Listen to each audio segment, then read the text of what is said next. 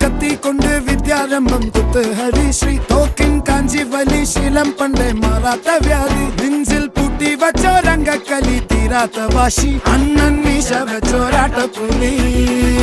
ഇടയാൻ വന്നോർക്കും നിന്നോർക്കും പണ്ടേ ആപത്ത് കട്ടച്ചോര കൊണ്ട് ജ്യൂസ് അടിച്ച് സോഡ സർവ